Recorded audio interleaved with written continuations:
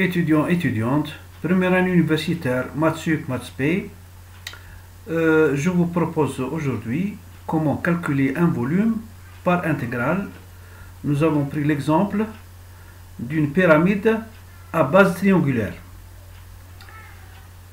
Vous allez voir le schéma.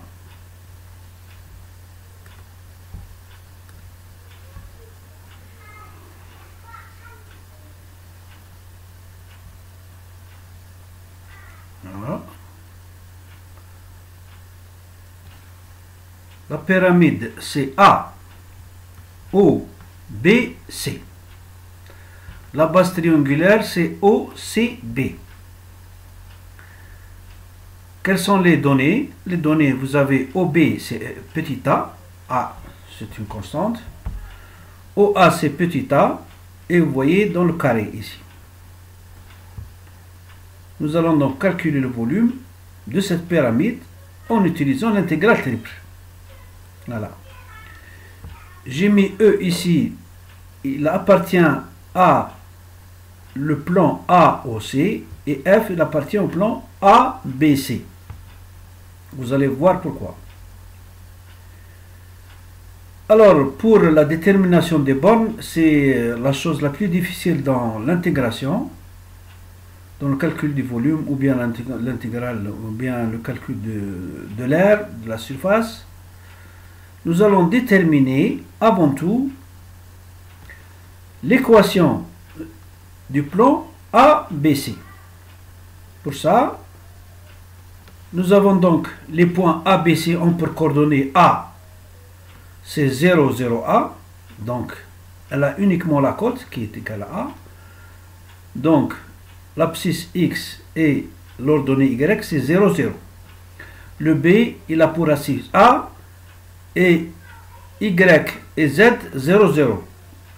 Le point C, il a pour coordonnées abscisse 0, l'ordonnée A et la cote 0.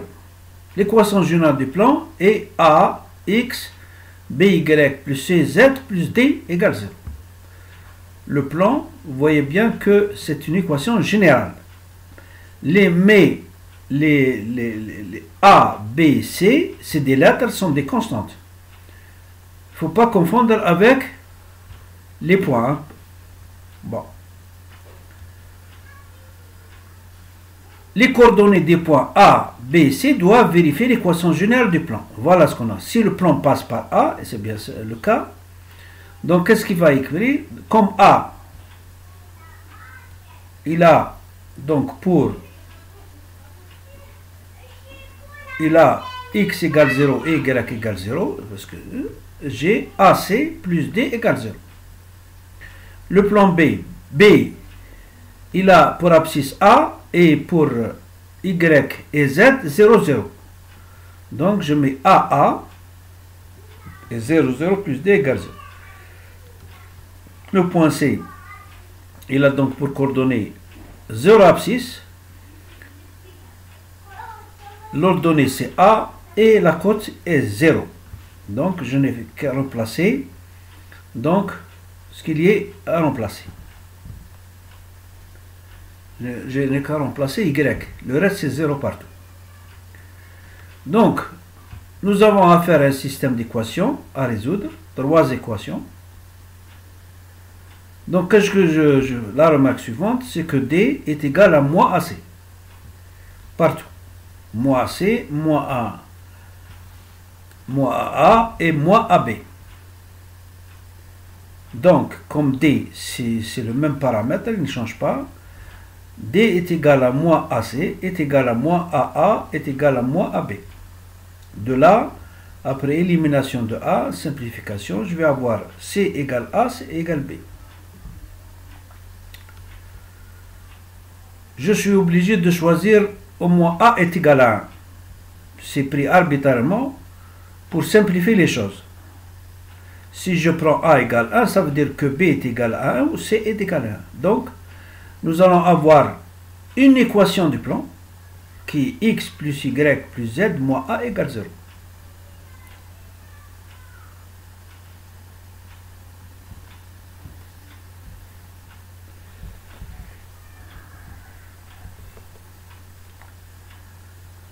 Donc, qu'est-ce que je vais voir?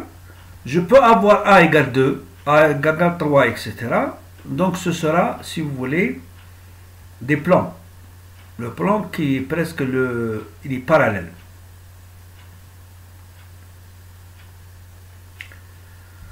Alors, comment je vais déterminer les bornes de x, de y et de z? Comme vous voyez bien, à partir de cette équation, x plus y plus z moins a égale 0. Je mets x égale le reste, c'est-à-dire égale plus a moins y moins z.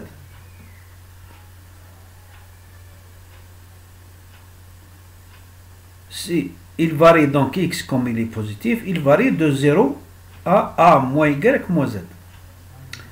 Le y, comment il va varier? Le y, je vais vous montrer, c'est E vers F. E vers F. E vers F. F, il fait partie du plan ABC et E fait partie du plan AOC. Maintenant, Y. Y, c'est quoi? Y, comment il va varier? Il va varier de 0. Voilà. Y va varier de 0.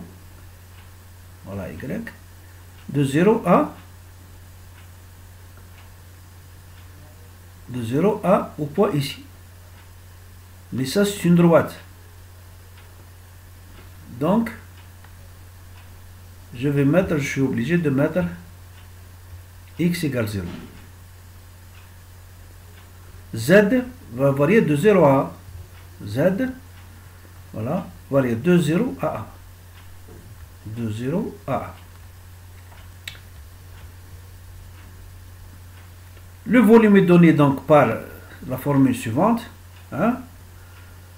L'intégrale par rapport à z de 0 à a, l'intégrale par rapport à y de 0 à a moins z, et l'intégrale par rapport à x de 0 à a moins y moins z. Je vais intégrer normalement. Je commence par intégrer là où il y a le plus d'inconnus. Voilà. Là où il y a des variables. Je commence par le dx. Pourquoi? Parce qu'il y a y et z, c'est des variables. Mais par rapport à x, ça ne peut être que des constantes. Donc, par rapport à x, qu'est-ce que ça va me donner? Donc, l'intégrale de dx, c'est x. Mais entre les bornes 0 jusqu'à a moins y moins z. Je vais aboutir à si j'applique les bornes, a moins y moins z. Hein? Et ça va me donner, je vais intégrer par rapport à y. Si j'intègre encore par y, ça va me donner ay moins y au carré sur 2, parce que j'intègre y, et j'intègre z.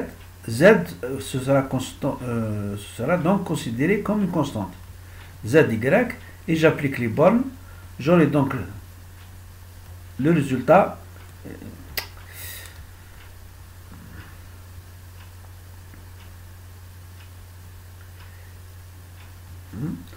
J'aurai de v égale 0 à a, de a fois a moins z, moins a moins z au carré sur 2, moins z, a moins z, dz. Donc tout ça, je vais l'intégrer par rapport à z. Z, c'est la variable. Je vais poser u égale a moins z pour simplifier. Changement de variable. Le du, c'est-à-dire la dérivée de u par rapport à z, c'est moins dz. Donc dz égale moins 2, c'est très important. Et z est égal à a moins u. On remplace az par u et dz par moins 2u. Qu'est-ce que ça donne? Ça donne moins.